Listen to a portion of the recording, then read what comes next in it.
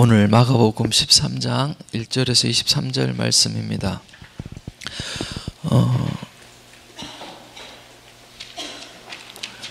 종말에 관한 그리스도의 교훈이라는 제목으로 오늘 말씀이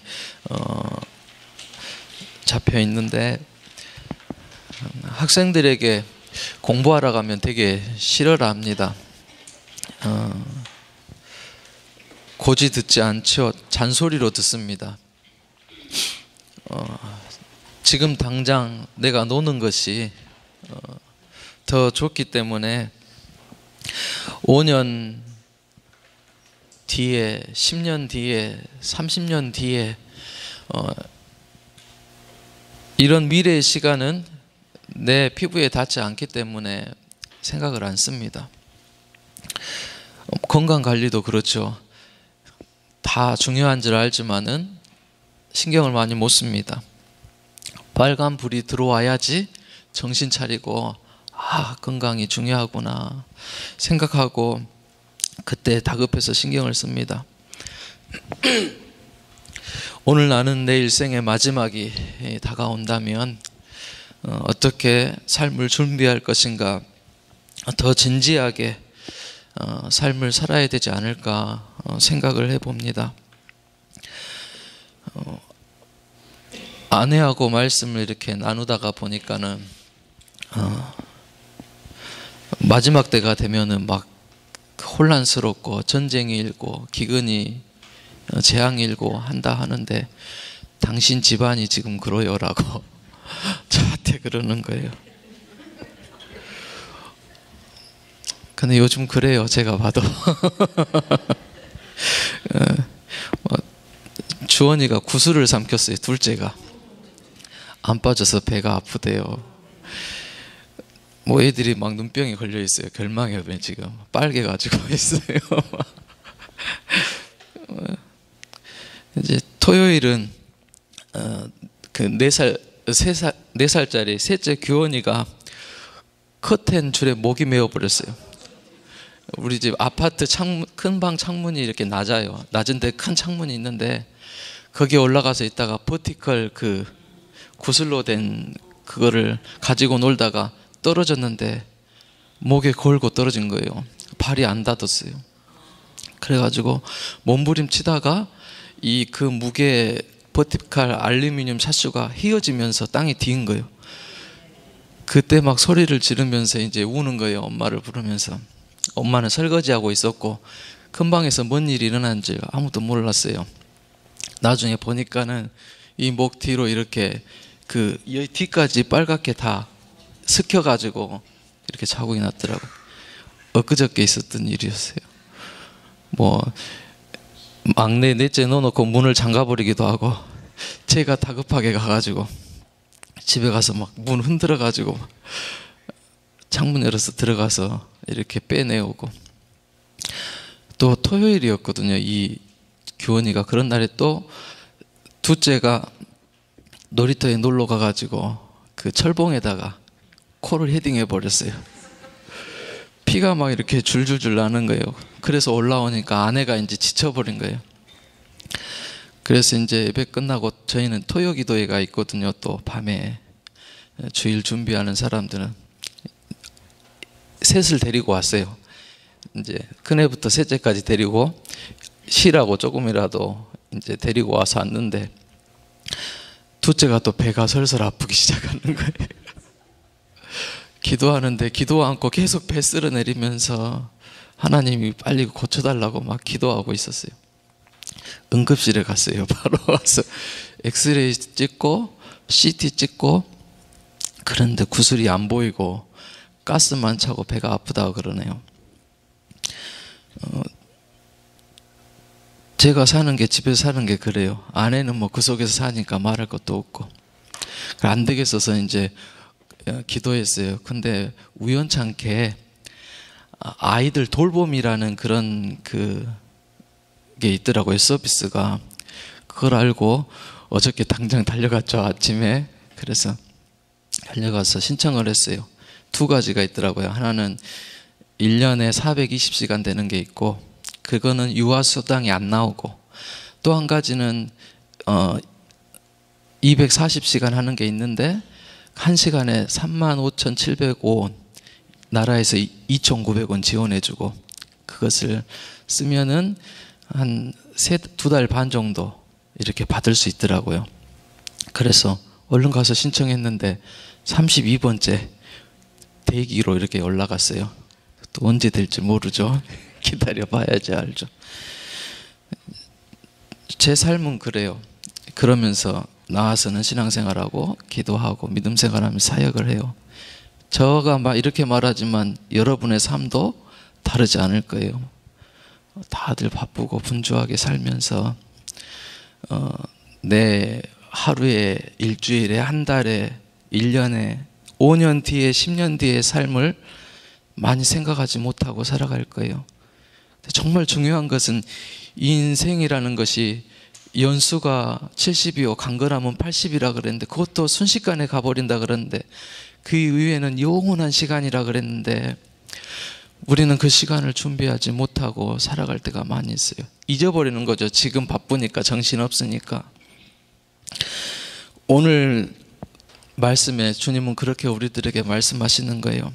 세상을 바쁘게 살아가는 우리들에게 종말을 얘기하면서 마지막이 가까웠다라고 말씀하시는 거예요. 그리고 다급하게 하루하루 삶에 매달려서 이 힘들게 살고 불안해하고 하는 그런 인생들에게 후회스럽지 않고 부끄럽지 않는 삶을 살아가라라고 그렇게 말씀하시는 것입니다. 주님 오늘 불러도 할렐루야 하면서 그거 다 내려놓고 하나님 제가 준비되었습니다. 따라가겠습니다 라고 말할 수 있는 그런 후회 없는 그런 삶을 그 바쁘고 분주한 삶 가운데서도 믿음을 지키면서 우리는 살아가야 될 줄로 믿습니다. 그리고 오늘 생각해 보았으면 좋겠습니다. 나는 준비되어져 있는가? 스스로 이렇게 질문해 보고 말씀을 묵상하는 그런 시간이 되었으면 좋겠습니다. 게으르지 않고 깨어있는 시간, 신앙생활, 또 정말 부패하지 않고 변질되지 않는 그런 신앙생활, 그런 신앙생활을 살라고 오늘 말씀하시는 것입니다. 오늘 말씀의 1절에서 3절 말씀을 보니까는 예수님과 제자들이 성전에서 나와서 감람산으로 올라갑니다. 그 도중에 이제 제자들이 성전을 보면서 건물을 감상하는 거예요. 그러면서 뭐라 그럽니까? 예수님께 이 큰 돌들 좀 보십시오. 이 성전이 아름답지 않습니까? 라고 예수님께 그렇게 말씀합니다. 제자들이 성전 건물을 보고 감상하는 거죠. 근데 이 성전은 헤롯 성전이라고 그래요. 헤롯이 46년 동안 지었어요. 이 헤롯이라는 왕은 원래 유대인이 아닌데 유대인의 왕이 됐어요. 에돔 사람이에요. 그러니까는 왕이 되었는데도 항상 이런 정통성의 시비가 붙어 있었어요. 그래서 유대인의 관심을 끌라고 성전을 화려하게 이렇게 멋지게 지어놨던 거예요.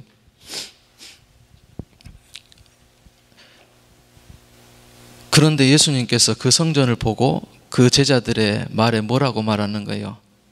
돌들 하나도 남지 않고 다 무너져 버릴 것이라고 그렇게 말씀하시죠. 성전은 화려한데 그 속은 어땠어요? 장사치들이 이렇게 사고팔고 하면서 폭력을 취하고, 예수님 뭐라 그래요? 강도의 구렬이라고 막 독사의 자식들 하면서 화를 내시잖아요. 그리고 그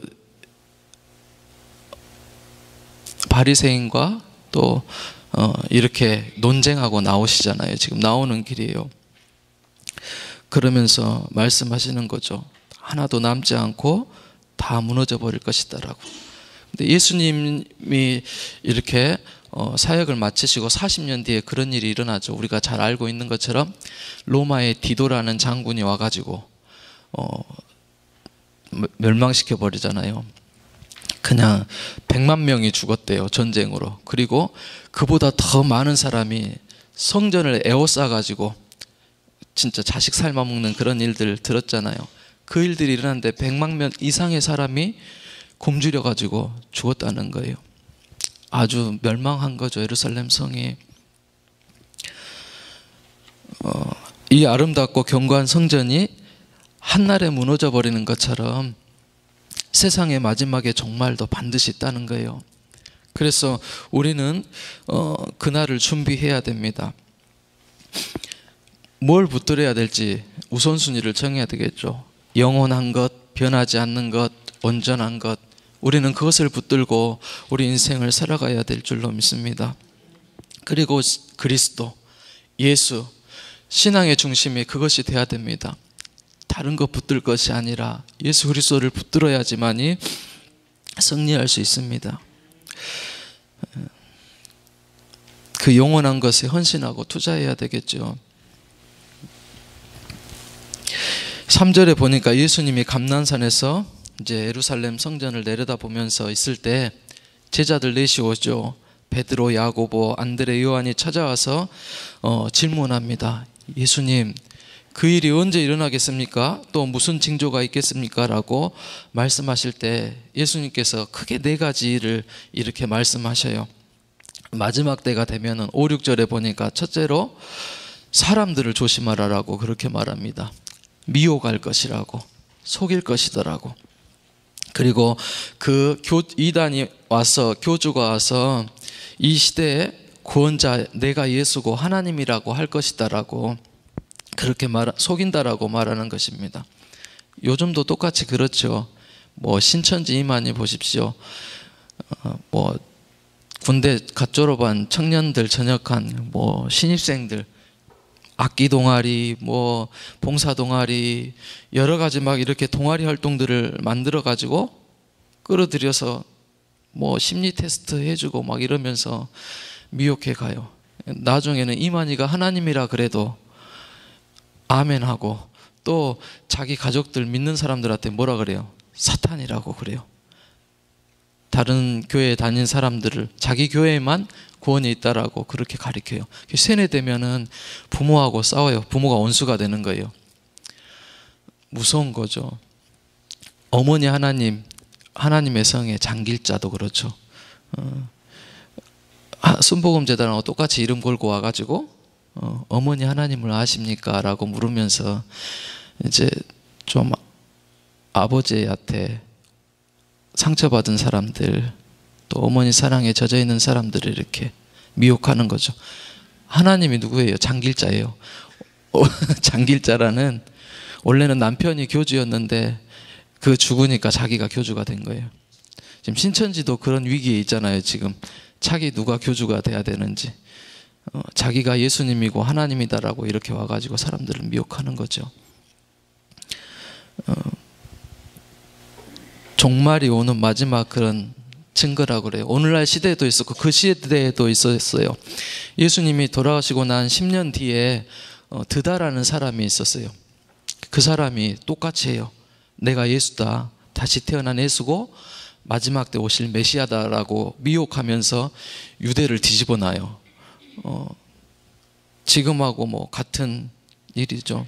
그리고 또 마지막 때가 되면 징조가 나타나는데 7절에서 8절을 보니까는 사회적 혼란이 일어난다라고 그래요. 종말이 오면 테러와 전쟁이 일어나고 그런 분위기가 확산되고 또 각처에서 기근과 지진, 자연재해들이 일어난다라고 그래요. 근데 이것은 마지막 때가 되는 시작에 불과하다라고 그렇게 말씀합니다.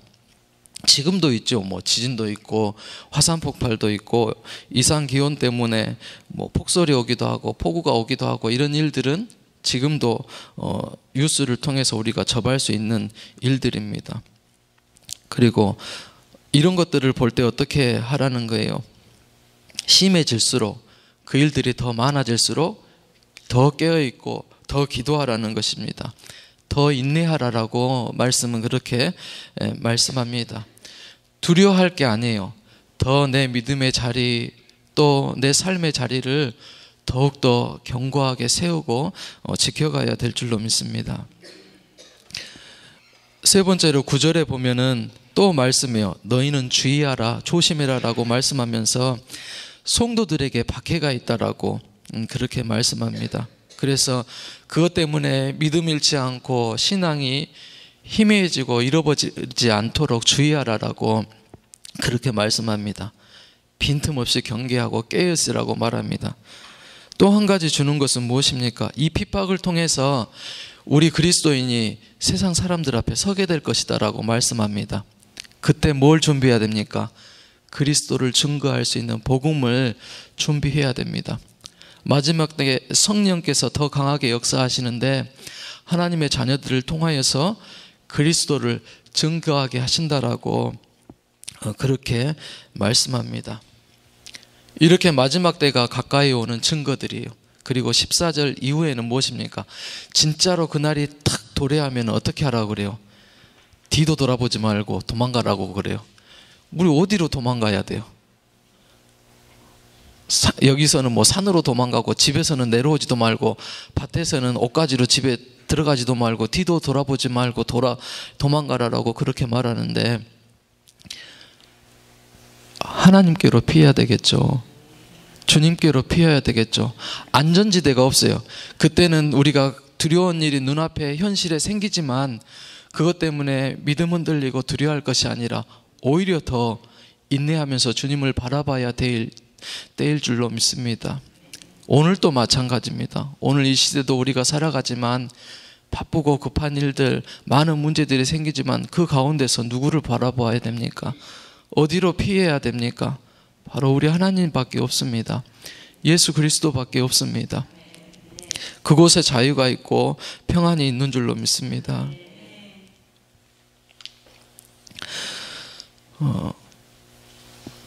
오늘 14절에 보니까는 그 이후에는 이제 정말 마지막 때가 되면은 대처하는 방법들이 나와져 있는데 환란이 일 때 우리들은 세상 것에 미련을 두면 안 됩니다. 하나님 나라를 바라보면서 믿음으로 이겨야 됩니다. 그날은 어쩌습니까? 갑자기 닥치기 때문에 그래요. 갑작스럽게 우리에게 임하기 때문에 너무 급격하게 그런 상황이 이르기 때문에 조금 더 머뭇거릴 수 있는 시간의 여유가 없기 때문에 더 하나님을 바라보고 또 믿음으로 그 크고 두려운 날들을 이겨내야 될 줄로 믿습니다. 그리고 회개해야 되겠죠. 지금 내 상황을 살면서 하나님 나 정말이 지금 임박해도 하나님 오늘 나를 부르셔도 내가 하나님 앞에 감사함으로 내려놓고 갈 수 있는 그런 신앙을 우리가 준비해야 될 줄로 믿습니다.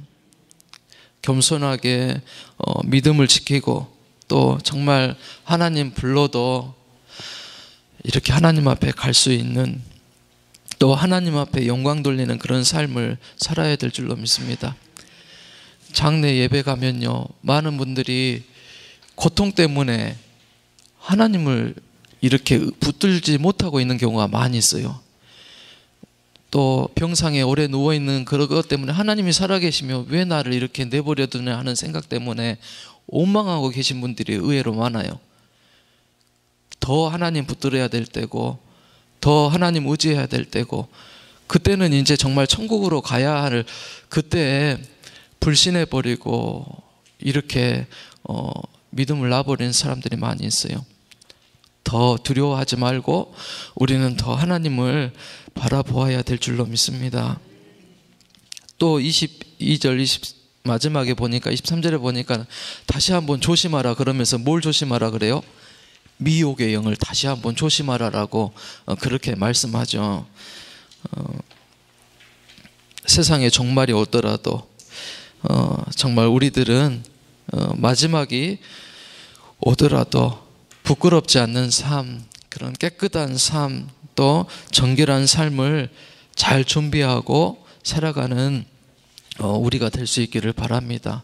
그렇게 하나님 앞에 기도했으면 좋겠어요. 오늘 새벽에는 하나님 내가 그 삶을 잘 준비하고 살아갈 수 있도록 하나님 도와달라고 기도하는 그런 귀한 시간이 될 수 있기를 바랍니다. 기도하시겠습니다. 사랑의 하나님 아버지, 감사합니다.